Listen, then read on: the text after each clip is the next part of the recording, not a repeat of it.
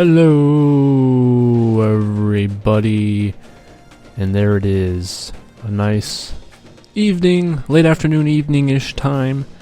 Old Dominion will play North Texas out of the West Division of the Conference USA. They are 2-2 and they have one win in the conference. Old Dominion, on the other hand, lost to Western Kentucky earlier in the season, and that wasn't pretty, but really turned it around here after the last game against Eastern Michigan. But we'll see what we can do against North Texas, who currently leads, although it's so early in the season that having a lead in the division doesn't really mean much. And there you can see Western Kentucky, 4 of their 5 games so far in the early part of the season have been in conference play, whereas everybody else either has 1 or no conference games to account for. So here we go. It's Josh Silva finding Mr. Privet for 11 yards, and he's been good, especially out of that kind of bubble screen. He's got a good amount of speed to work with there. David Dixon cuts it back up the middle, and I really like where this offense is going here for the future. Look at it's Connor Martin. I tell you what, just can't get enough of that guy. He's been a playmaker since day one, which is really exciting. Kirk Spellman, a 6-yard reception. And here things are looking good. Silva, though, gets sacked, holds on to the ball a little bit too long.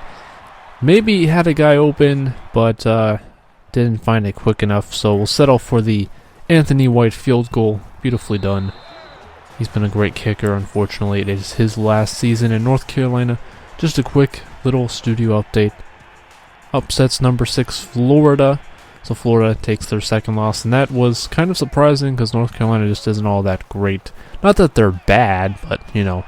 And here, it's Nick Schraps, one of the best receivers for North Texas, probably one of the best receivers in the entire conference, making a big play there, and then a huge, well, not huge, but, 9-yard run by Antoine Jimerson, who's a pretty solid back. He's got a good combination of power and speed for kind of a little guy. He's not the biggest dude in the world.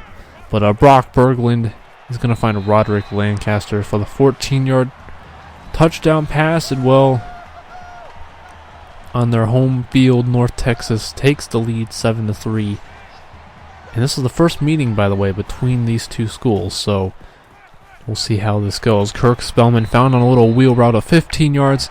And those wheel routes are really nice when you can get them working. And of course, Connor Martin, he's been kind of out in the flats a couple times already and wide open. Nobody seems to be covering him when he's running those short routes.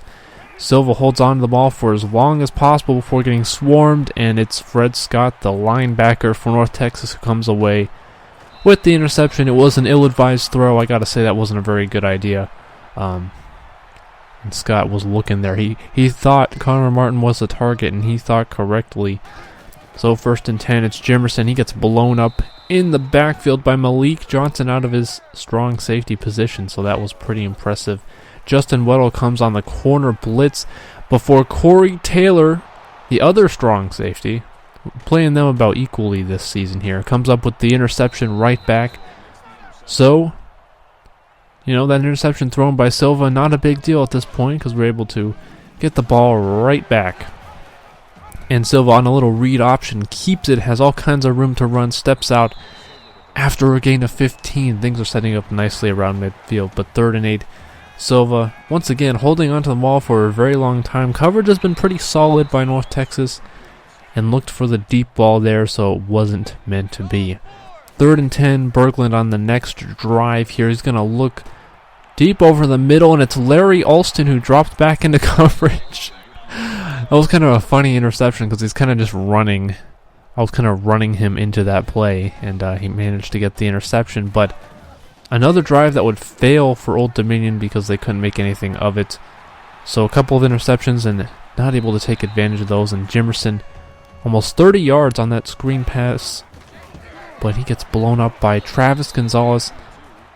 He's ridiculous, man. I really wish he had more years under his belt because he's a fantastic defensive back. And here it's Lance Ross. Somehow sneaks in behind the coverage. Wide open. What's happening? 45 yards. What is happening? 1st and goal. North Texas has a chance to take a possible 2-score lead. And that's going to happen with Antoine Jimerson. Oh my. Not looking too good for Old Dominion here midway through the second quarter, or a little more than halfway through the second quarter.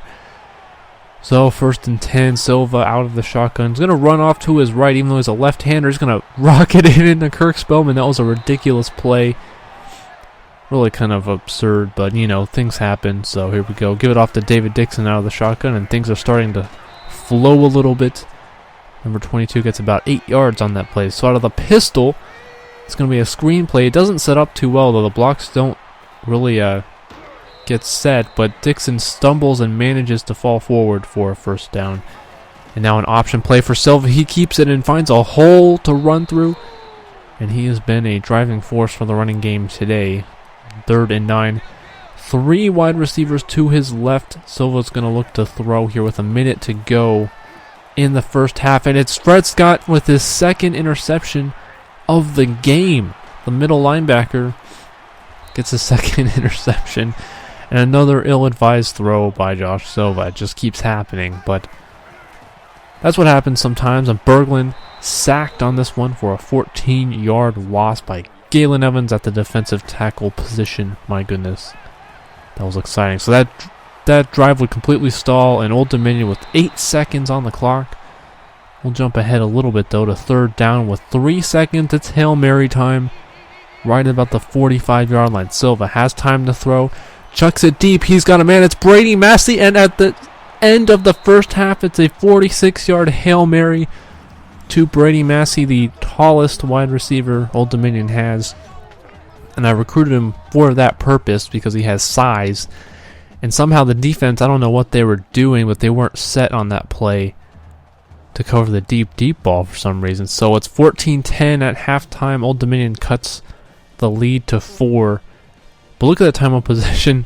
11 and a half minutes Old Dominion has had the ball, just to 4.5 for North Texas. But the score, of course, is all that matters, and North Texas is winning at this point in time. But we hope to turn that around, right? We've got to turn that around. The Monarchs defense got to step up here on this first drive of the second half to give their offense a chance to try and take the lead here. And Brock Berglund is chased down on that play by John Jordan, the freshman defensive tackle, who's showing up to be quite a star in his early part of the career. And he's sacked again. Berglund has been sacked and sacked and sacked again. That one, Anderson Miller, off his defensive end position, and so that drive would quickly come to an end.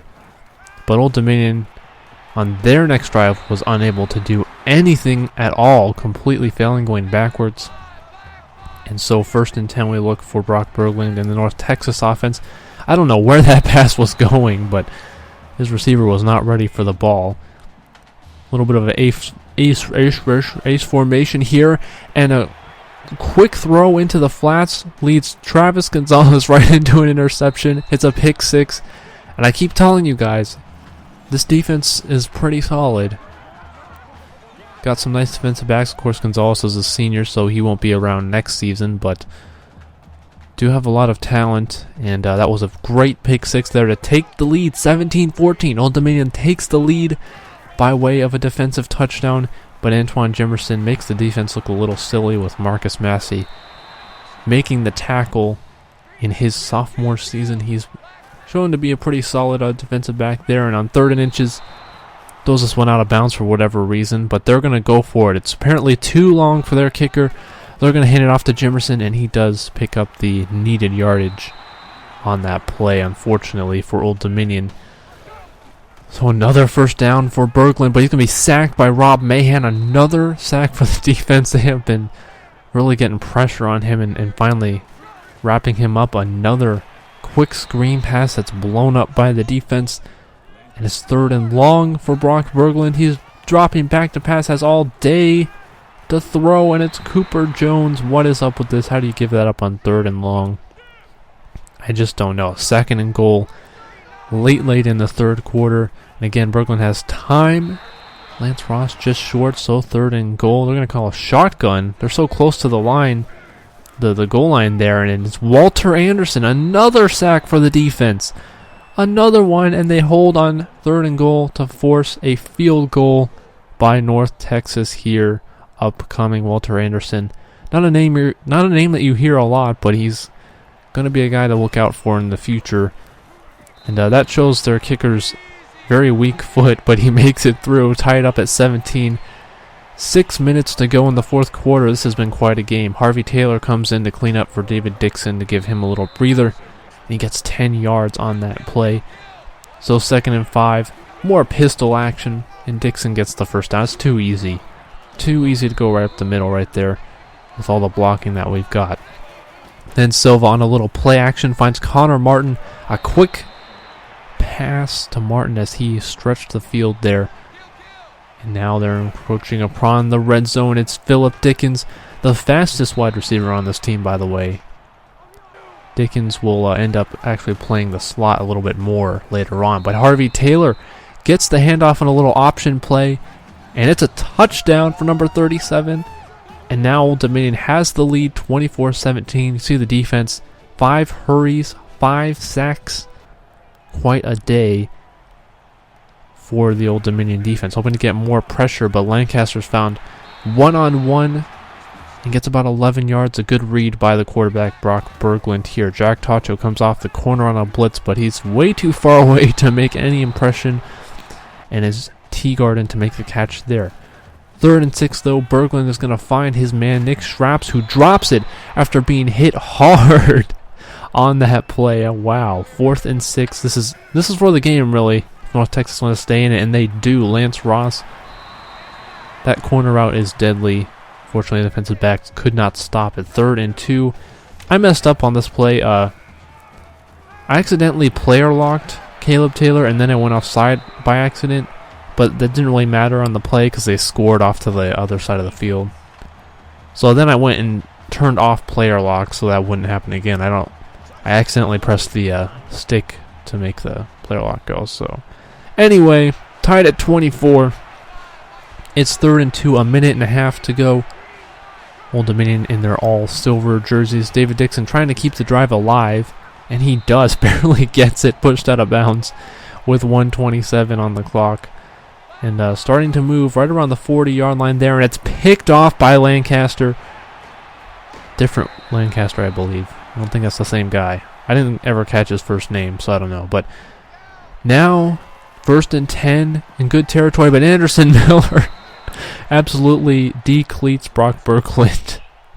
In 30 seconds and counting, 3rd and 7 is the down. And Old Dominion says, we're going to take a timeout. We want to stop North Texas and see if we have a chance to maybe put this game away at the very end. A very poor throw. It should have been intercepted, really. I don't know what the defender was doing there. I think that was Malik Johnson. But in any case, 2nd and 5, 10 seconds to go. Old Dominion is really far back in their own territory, and after Kirk Spellman drops that pass, doesn't look like there's any hope for Old Dominion to try and get a last-second win here. So we'll probably end up going to overtime. Oh, yes, we're going to overtime. Oh, man.